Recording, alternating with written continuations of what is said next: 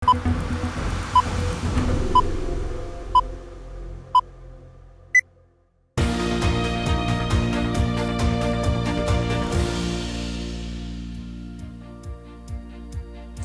بینندگان عزیز و خوش آمدید به ویژه برنامه خبری رادیو آزادی. ساعت با وقتی پرگا رسیده است و شما نشری دوم برنامه امروز یکشنبه یکم مارت را تماشا دارید. ویژه گفتاری ما با انتخاباتی وکیلان خلق، وکیلان مجلس نمایندگان، پالاتای پایانی پارلمانی تاجیکستان و شوراهای محلی بخشیده شده است. در استودیو من شهلوی گلخوجه و من میرزانبی خالقزاد تا نیم ساعتی دیگر در پخش مستقیم شما را همراهی میکنیم. در این برنامه گزارش و تحلیل های زیاد داریم از تاجیکستان و روسیه که فراگیری معلومات از جریان برگزاری انتخابات است. اما نخست از سرخط موضوعهایی میگیم که در دقیقه های بعدی تقدیمتان میگردد. خبرنگاری رادیوی ازودی در بختر آوازدهی یک کس به جای چند نفر را مشاهده کرده است. برادر جان یخشی چند کس آواز داده؟ دو کس از کیم که؟ آوازدهی در 30 سفارت و کنسولگری های تاجیکستان در خارج صورت میگیرد. در روسیه 5 نقطه رأیدیهی برای شهروندان باز شده است. و ندیبت بود نه رقابت رهبری حزب سوسیال دموکراتی تاجیکستان نتیجه غیر چشم داشت را منتظر نیست ولی امیدوار است حزبش پارلمانی می شود. که در این ناحیه ما 1140 نفر اعضا داریم در یک ناحیه. در دیگر ناحیه شهر دوشنبه ما کمتر داریم. اون شمارش از 150 تا 200 می رود.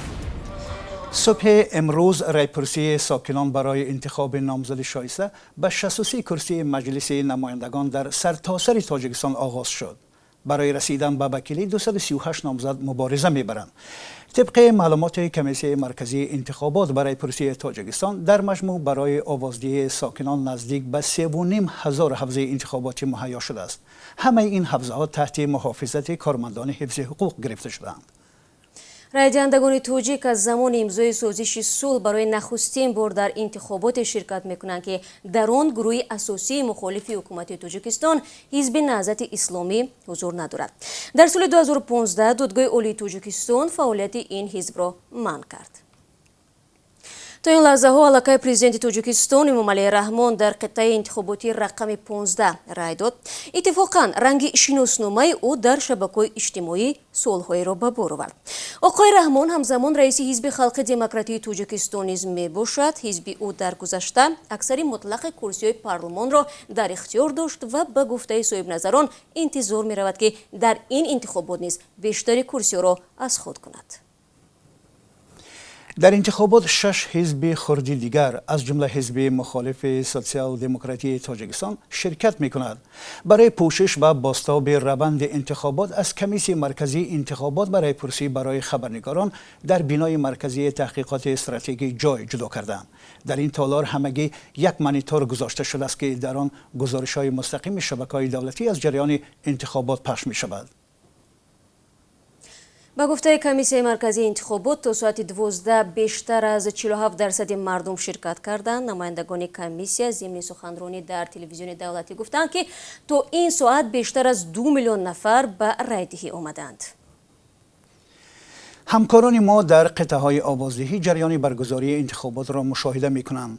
همکارم زرنگیز نوروزشاه با براد یوسفی را در نزد کمیسیای مرکزی انتخاباتی برای پرسی تاجیکستان هستند و گزارش آنها را با هم تماشا می‌کنیم.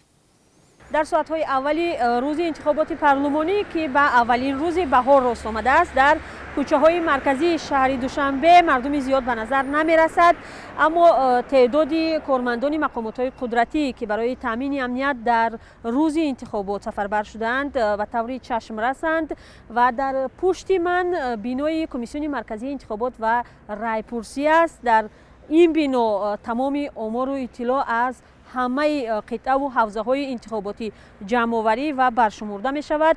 اما هیئت اصلی کمیسیای انتخاباتی امروز در بینای دیگر، در بینایی که در همسایگی آن قرار دارد، در مرکز تحقیقات استراتژی جمع آمدند و از اینجا طوری گفتیم به طور مستقیم آمار و اطلاع اخیر را به мардум пешниҳод месозанд. агар имрӯз дар ҷараёни овоздиҳӣ дар қитъа ё ҳавзаҳои интихоботӣ кадом ҳолати тақаллуб ё қонуншикание рух диҳад ё мушоҳида шавад, навору шикояташ ба Комиссияи марказии интихоботӣ фиристода мешавад.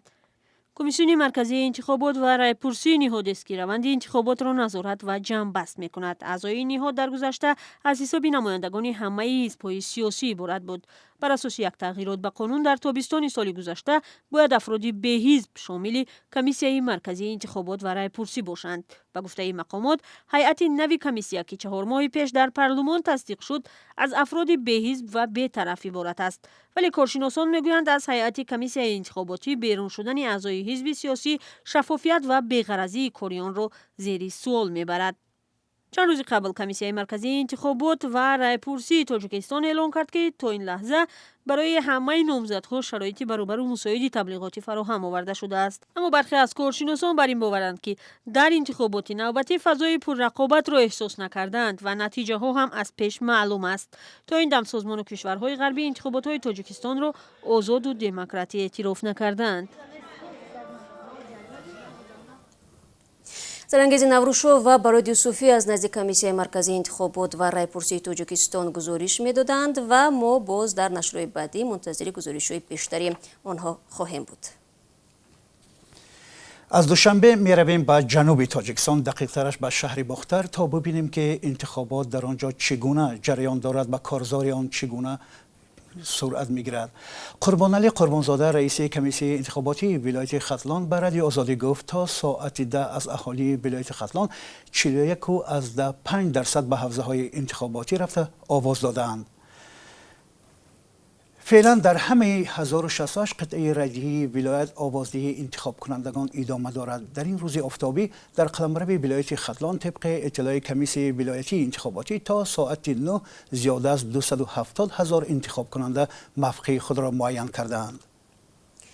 ҳамкори мо орзуи карим раванди овоздиҳиро дар ин минтақа пайгирӣ дорад ва тавре ӯ гузориш медиҳад, сатҳи ташкилии интихобот баланд буд, вале ҳодисаҳои овоз додани як нафар ба ҷои тамоми аъзои оила ба чашм расидааст. ба қавли орзуи карим, масъулони комиссияи интихоботӣ низ ба ин раванд аҳамият намедоданд. ҳоло гузориши ӯро якҷоя тамошо мекунем. дар ҳавзаи интихоботии рақами 5 шаҳри бохтар 10 нафар ҷавонон бори аввал рай доданд. роҳбарияти вилоят ҷавононро гулу китоб дод. ҳамчун шаҳрванди ҷумҳурии Тоҷикистон барои бунёди ҷомеаи демократӣ ва ҳукумият овози худамро додаам. дар ҳавзаҳои марказии шаҳри бохтар субҳи барвақт ҳузури зиёди овоздиҳандагон мушоҳида шуд. аксар инҳо кормандони идораҳои давлатӣ буданд. аммо дар нисфи рӯзӣ аллакай ҳавзаҳо кам одам шуданд. дар ин ҳавза нозирон аз қазоқистон ҷараёни интихоботро назорат мекунанд. дар вилояти хатлон 252 номзад ки 71 нафарашон зан ҳастанд барои курсиҳои маҷлиси вакилони шаҳру навоҳӣ, ҷамоатҳо ва маҷлиси намояндагон рақобат мекунанд. бояд 67 нафари инҳо интихоб шаванд. дар ҳудуди вилоят 14 ҳавзаи якмандатӣ аст. давоми рӯз чунин лаҳзаҳо ҳам буданд.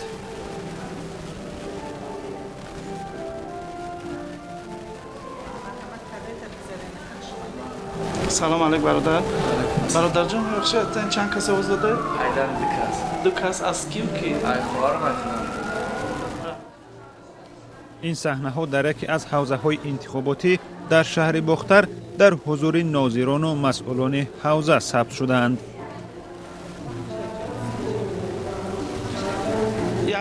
Якҷоя партоен?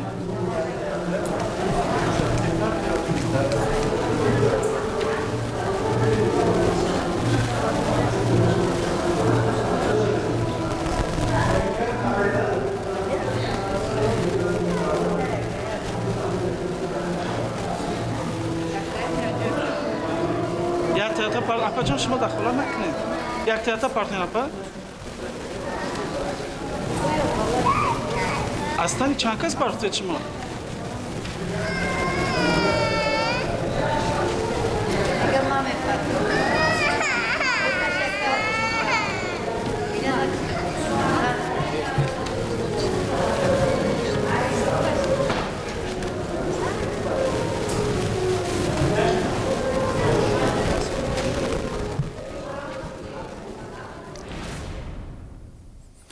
خب بینندگان عزیز، گزارش همکارانم آرزوی کریم و شادمان یتیم را می‌دیدیم.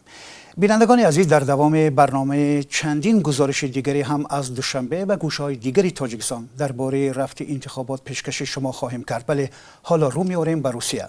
از زیرا تعداد زیادی راъйдиҳандагони توجیک در این کشور هستند. در بینای سفارت و کنسولگری‌های تاجیکستان در 5 شهر روسیه حوزه‌های انتخاباتی تأسیس دادند. بیش از همه مهاجران در سفارت تاجیکستان در مسکو به انتخابات حاضر شدند.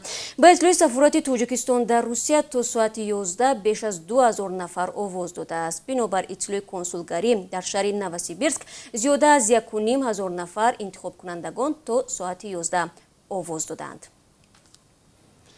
به گفته مقامات همه نمایندگی‌های دیپلماتی تاجیکستان به حوزه شاه منصور 3 داخل شدند و شهروندان در خارج بوده به نامزدهای این حوزه رای می‌دهند. همین لحظه ها در خط مستقیم از مسکو با ما همکارمون امید بابا معطوف می‌پیوندد. توجه کنید. خب امید سلام. و تا جای فهمیدیم به هنگام آمادگی به پخش مستقیم کارمندان پلیس به کار شما مانع ایجاد کردند در مسکو. یعنی شما گفتید نخست نفر با لباس نظامی آمده حجت شما را تفتیش کرد و بعد آن نفر دوم با لباس ملکی نزدتان آمد و حجت شما را عکس گرفت و شما با او بحث لفظی داشتید. مشکل در چی بود؟ آنها نمیخواستند که شما نواربرداری کنید یا چی؟ Нет, ко мне просто подошли сотрудники полиции, они попросили, как обычно это бывает, сотрудники, которые работают у посольства, мои документы, я им представил свои документы, они записали, но второй раз они подошли уже с каким-то сотрудником посольства, который тоже решил сфотографировать почему-то мой паспорт, мои данные, и после этого уже подошел третий человек, который представился сотрудником посольства, пресс-атташе. Он попросил, чтобы мы здесь не снимали, якобы здесь нельзя снимать. Но после того, как мы объяснили, что мы снимаем не на территории посольства, у нас есть разрешение Российской Федерации на съемку здесь, он не стал препятствовать, и на этом инцидент закончился. Сейчас, в данный момент, мы продолжаем стоять на Гранатном переулке у посольства. И, как видите, здесь продолжаются выборы. شخلو؟ بله امید، باید بگیم که از سفارت تاجیکستان هم در مسکو با رادیو آزادی گفتن نوارگیری آزاد است و هیچ مشکل ندارد. خب از این هم بگذریم. امید، شما که حالا طور گفتید در نزد حوزه انتخاباتی هستید و با مجران صحبت ها داشتید، آیا آنها گفتند که قبل از انتخابات یگان نامزد همراهشان ملاقات کرد یا نه و عموما درباره برنامه‌های انتخاباتی این نامزدان معلومات دارند یا نه؟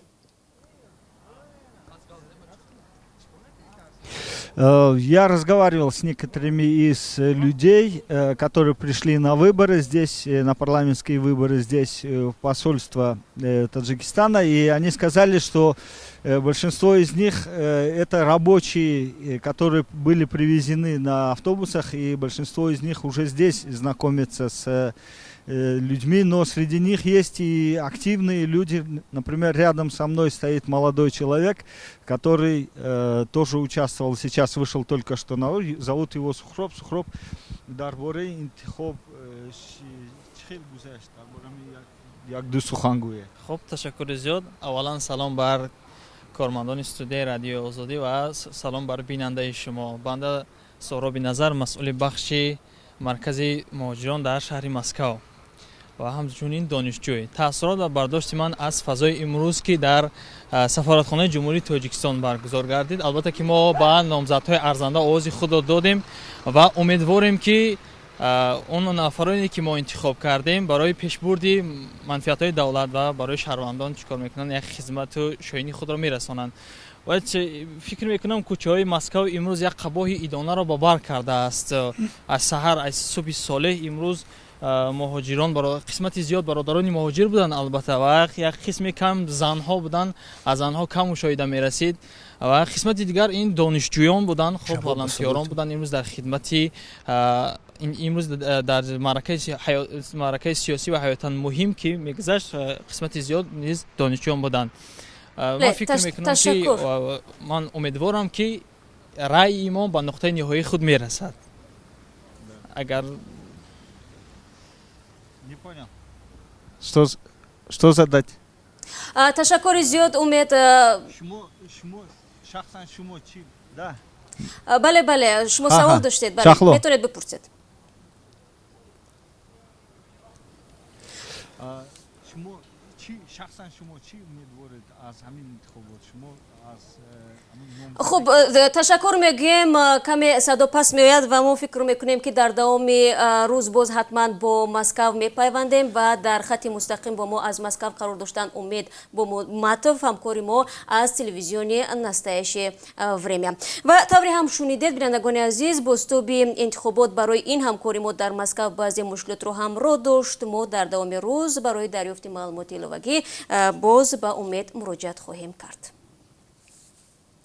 матлаби баъдии мо низ аз Душанбе аст. мо аз Москав бармегардем ба Душанбе, аз қитъае ки Раҳматилло Зоиров, раҳбари ҳизби социал-демократ, дар овоздиҳӣ иштирок кард. ҳизби ӯ ягона нирӯи мухолиф аст ки дар интихоботи парлумонӣ иштирок мекунад. раҳматулло Зоиров умедвор аст ки ҳизбаш ба парлумон роҳ меёбад ба шарте ки он шаффоф, озод ва демократӣ баргузор шавад. раҳбари ҳизби социал-демократӣ гуфт аз ҷараёни ин маъракаи сиёсӣ дар аввали рӯз таъссуроти хубе дорад ва изҳори умедворӣ кард ки ин ҳолат то охири рӯз идома кунад ва интихобот шаффофу демократӣ натиҷагирӣ шавад. хуб, Раҳматилло Зоиров мегӯяд ҳарчанд ба феҳристи умумии интихобкунандагон ки 4 миллиону 900 ҳазор эълон шудааст бовар надорад, вале меафзояд мумкин аст 50% мардум дар ин интихобот ширкат кунад. дар ин бора гузориши Сайрнози Рӯҳулло ва Амридин Олимовро бо ҳам тамошо мекунем. қитъаи раъйдиҳӣ рақами 34 ноҳияи Синои пойтахт аст. соат ба вақти Душанбе 7:45 ва масъулони ин участкаи интихоботӣ ки 1300 овоздиҳанда доранд мегӯянд то ин лаҳзаҳо ҳудуди 9% раъйдиҳандаҳо омада аллакай овоз доданд ва қарор аст дар ана ҳамин қитъаи овоздиҳӣ рақами 34 чанд лаҳза пас раиси ҳизби социал-демократи Тоҷикистон Раҳматилло Зоиров биёяд ва ба ин ҷо ба ҳизб ё номзадҳои дилхоҳи худ овоз диҳад.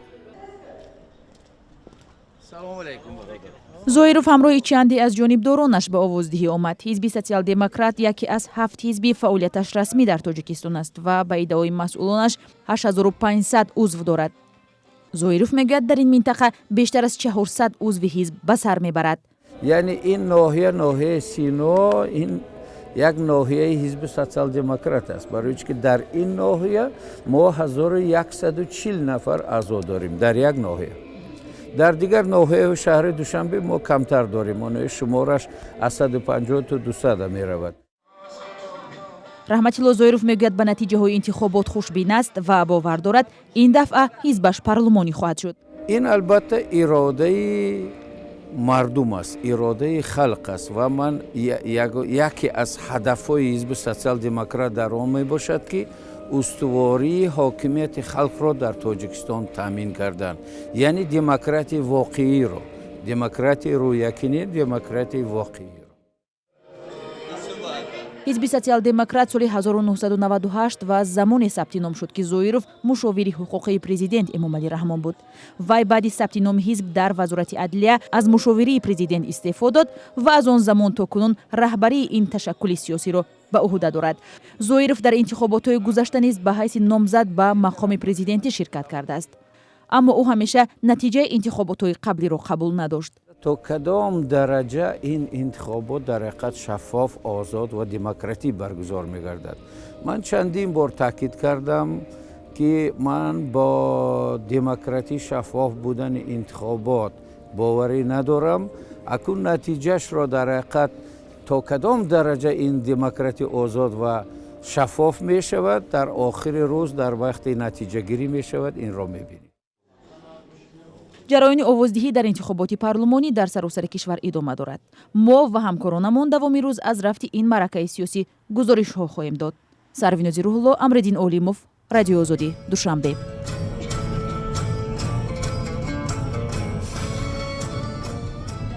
шунавандагони азиз, маҷмӯани бо сипос аз Сарвиноз ва Амридин, зимнан дар аввал ҳизби социал-демократи Тоҷикистон мехост дар рӯйхати ҳизби 8 номзадашро пешбарӣ кунад, вале тибқи қонунҳои Тоҷикистон барои пешбарии ҳар номзад бояд муодили $600 амрикоӣ гаравпулӣ супорида шавад. бинобар надоштани пули кофӣ, масъулони ҳизб рӯйхатро то ба 5 нафар кам карданд.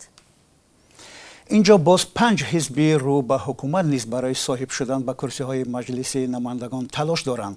حزب اقراری، حزب اصلاحات اقتصادی، حزب سوسیالیستی، حزب کمونیستی و حزب دموکراتی. خب از نقطه های آوازدهی در تاجیکستان گزارش دادیم و فضای انتخاباتی را در مسکو و با حضور مجرمین تاجیک هم تماشا کردیم. حالا از همکار ما مومن احمدی میپرسیم که کاربران در شبکه‌های اجتماعی از انتخابات امروز کدام موضوعها را بحث میکنند. مومن، رشته سخن به خودت. بله شهلا، موضوع انتخابات از موضوع پربحث در صفحه اینستاگرام و فیسبوک رادیو آزادی است. بسیاری ها نوشتند که ساعت 5 صبح آنها را صدای بلند موسیقی از خواب بیدار کرد. این صدای موسیقی بود که از قطعه راعیدیҳӣ صدا میداد. مسئولین به خاطر جلب ساکنان به انتخابات در نزد قطعه راعیدیҳӣ یا سراینده را جلب کردند که سرود خوانند و یا موسیقی گذاشتند. برخی گفتند که به انتخابات رفتند و رای دادند. برخی دیگر گفتند که از پیش تقدیر انتخابات حل است، به این خاطر در انتخابات شرکت نکردند. بسیاری ها گفتند که دعوتنامه انتخابات دسترس نکرده بودند. نفر با نام علیموف در اینستاگرام ما نوشته است که من نمیروم برای آنکه نمیشناسم نفرانی را که با او آواز دهم. چه خیل وکیلان خلق هستند که خلق آنها را نمیشناسد. واریز کاربر دیگر نیز نوشته است رفتن من هیچ نقشی نخواهد داشت چون هر خیلی خواهند خودشان حل میکنند. در اینجا من آینده را نمیبینم گفته است او. اما فرهاد رحیمزاده نوشته است که انتخابات با تمام معیارهای طلبات قانون گذشته ایستاده است. شکر از آن میکنم که در چنین وطنی عزیز زندگی نموده در حیات سیاسی کشور سهم میگذارم. تاجیکستان به پیش گفته است او. مومن تشکر. خودت هم خوب میدونی که رادیو آزادی آزمون ویدیو از روند انتخابات اعلان کرده بود. آیا کاربران ویدیوی یا نواری برای ما فرستادن؟ بله میرزا، به ویدیوهای زیادی ما از کاربران دسترس کردیم و هنوز همه آنها را نشر نکردیم چون برای دقیق کردن واقعیت نوارها وقت لازم است. از جمله به ما دانشجوی از دوشنبه نوار فرستاده است که خودش تنها به جای 10 نفر ورقه انتخاباتی را به فایده حزب خلقی دموکراتی تاجیکستان پر میکند. او گفت که استادانشان از آنها چنین خواهش کردند. نوارهای دیگری هم هست که زنان از نزدیکانشان میخواهند تا به جای آنها آواز دهند. از لحظه‌های کنسرت و رقص ساکنان در نزد قطعه‌های راعیدیҳӣ نیز نوار داریم. این نوارها حتما استفاده می شود و ما آنها را نشر خواهیم کرد. میرزا نبی. تشکر مومن. سلامت باشید. خب بینندگان عزیز، ما برنامه را ادامه می دهیم. شما در بخش مستقیم ویژه گفتار انتخاباتی بخش تاجیکی رادیو آزادی را تماشا دارید. تو این دقیقه ها ما درباره اشتراک راعیدیҳандагон در تاجیکستان و روسیه گزارش داشتیم. ولی باید گفت که در جهان نیز خبرها زیادند. از جمله امریکا و طالبان روز 29 فوریه در دوحه پایتخت قطر سازشنامه تاریخی را درباره پایان دادن به جنگ 19 ساله در افغانستان امضا کردند. در مراسم امضای توافقنامه مایک پامپئو وزیر امور خارجه امریکا، رهبران سیاسی طالبان، نمایندگان بیش از 20 کشور و سازمان‌های بین‌المللی از جمله وزیران کارهای خارجه پاکستان و ترکیه اشتراک کردند. در عین زمان مقامات ایالات واشنگتن در امریکا از اولین مورد مرگ یک نفر در این کشور بر اثر گرفتاری به کرونا ویروس خبر دادند. هنوز معلوماتی درباره این شخص ارائه نشده است. تاکنون 67 مورد گرفتاری به کرونا ویروس در امریکا تصدیق شده است. پیش از این نیز یک شهروند 60 ساله امریکایی بر اثر گرفتاری به این ویروس در چین درگذشته بود. و حالا یک آگهی پیشنهاد شما می شود. بعد آن برمیگردیم به موضوعهای انتخابات در تاجیکستان. شما می توانید از اصولهای معمولی تقلبکاری در انتخابات نظری کاربران شبکه‌های اجتماعی به این معرکه سیاسی و روند آوازدهی در گوشه‌های تاجیکستان آگاه شوید.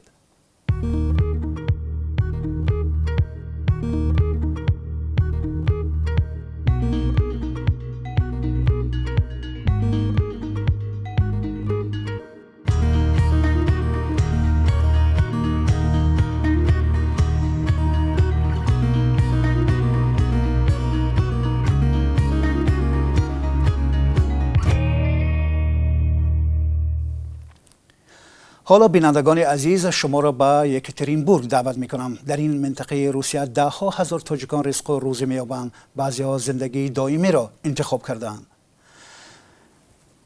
همین حالا ما امکان خوبی داریم بفهمیم که تا کجا شرکت در انتخابات امروزه را این مهاجران برای خود مهم و قرض می‌دانند، زیرا همکاران ما از تلویزیون نسایش وریمیا رفتی آوازدهی را در شهر یکترینبورگ هم پیگیری دارند و حالا کوشش میکنیم با آنها تماس مستقیم برقرار کنیم.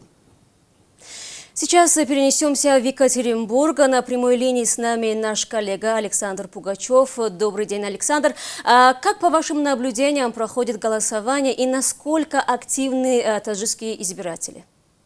Добрый день, Шахло. Достаточно оживленно здесь перед зданием Генерального консульства Республики Таджикистан в Екатеринбурге. Та картинка, которую вы видите сейчас за моей спиной, она не показательна, поскольку люди постоянно приходят новые, и вот этот поток, он не иссякает. Сегодня с самого раннего утра внутри все достаточно просто организовано. Одно из помещений консульства – это фактически фойе. Там находится несколько столов и 2 кабинки для голосования. Очень много людей, постоянно работает один из спутниковых новостных телеканалов Таджикистана. Люди смотрят, и те, кто пришел проголосовать, и те, кто уже отдал свой голос, они собираются здесь, обсуждают последние новости. Здесь довольно большая диаспора таджикистанцев в Свердловской области. Больше 120 тысяч человек постоянно работают и живут здесь. Но голосование принимают участие не только они. Очень много машин на стоянке с тюменскими номерами, номерами Пермского края, Челябинской области. Вот буквально несколько минут назад я разговаривал с людьми, которые приехали из Сургута. То есть для этого они одолели путь в 1200 километров. Я думаю, вы можете представить себе, насколько это долго. Все они достаточно празднично выглядят. То есть видно, что люди в хорошем настроении находятся и действительно надеются на то, что выборы эти принесут какие-то позитивные изменения, дают шанс стране что-то сделать в пользу улучшения жизни граждан не только в самом Таджикистане, но и здесь, в России. Очень многие приводят детей сюда. Ну, то есть это что-то вроде еще и клуба после. То есть после голосования люди остаются здесь, чтобы пообщаться еще с представителями консульства и друг с другом. В общем, достаточно много людей. Пока трудно сказать, сколько конкретно человек принял участие в голосовании. И одна единственная претензия сегодня представителя Свердловской области Фаруха Мирзоева, который сказал, что, конечно, не все смогут принять участие в голосовании, поскольку вот этот путь в 1200 километров, как, например, из Сургута, далеко не все могут одолеть. Это довольно далеко и достаточно дорого. То есть, как минимум несколько тысяч человек сегодня точно приняли участие в голосовании. Довольно большую диаспору мы видели сегодня здесь из Челябинска. Вы сейчас сказали, что у вас была возможность поговорить с избирателями. Вот что они сказали? Они знали, за кого голосуют? Довольно большой список, и довольно уклончиво люди отвечают. Не все хотят признаться в том, за кого конкретно проголосовали. Очень многие говорят вот такими округлыми фразами, что мы проголосовали за будущее, за хорошее развитие республики. Вот представители из Сургута сказали, что в общем и целом они всем довольны. И вот это поступательное развитие, вот это то, за что они голосовали. Никто из них, разумеется, не сказал ни имени вот того кандидата, за которого проголосовал, ни названия партии. То есть все достаточно округло. Поэтому прямо какие-то предпочтения указать, наверное, я не смогу, потому что люди просто о них не говорят. Спасибо большое, Александр. Благодарим вас за информацию и будем с вами еще на связи. Бинандагони азиз, Александр Пугачев буд ҳамкори мо аз Екатеринбург ки мегуфт ки мардум мехоҳанд дар ин минтақа овоз бидиҳанд, али мутаассифона роҳашон хуб дур аст. Бинандагони азиз, хабаре ки ҳамин ҳоло ба дасти ман расид, овоздиҳӣ дар ҳавзаҳои интихоботӣ берун аз Тоҷикистон ҳам имрӯз дар сафорату консулгариҳои дипломатӣ баргузор мешавад. Дар сафоратхонаҳои Тоҷикистон ба Радиои Озодӣ гуфтанд ки овоздиҳӣ аз соати 8 саҳар то 8 шом баргузор мегарданд. در پکین پایتخت چین، کشوری که در آن ماه دکبر کرونا ویروس سرچشمه بیماری آنجا سرچشمه گرفت، با سرعت پهن شد، تا حال باعث مرگ بیش از 2800 نفر گردید. این همچنین حوزه انتخاباتی داشته است و انتخابات در حال برگزار می شود که کشور چین در حالت اضطراری طبی و کرانتین قرار دارد. محمد اگمزاد، معاون رئیس حوزه انتخاباتی سفارت تاجیکستان در پکین، به رادیو آزادی گفت که الکی 27 نفر از شهروندان تاجیکستان در پکین آواز دادند. بینندگان عزیز، در اینجا نشری دوم ویژه گفتار انتخاباتی را به پایان میرسانیم. بعد از 3 ساعت دیگر با تفصیلات نو به استودیوی مرکزی رادیوی آزادی برمیگردیم. تا این لحظه ها من میرزا خالیزاد و همکارم شهلای گلخواجه با جمع همکارانمون در خدمت شما بودیم و در نشرهای بعدی شما را منتظر میمونیم. خاطر نشان میکنم که برنامه بعدی با گزارش های تازه از گوشه های تاجیکستان و روسیه خدمت شما پیشکش می شود. تشکر برای همراهی و تا دیدار.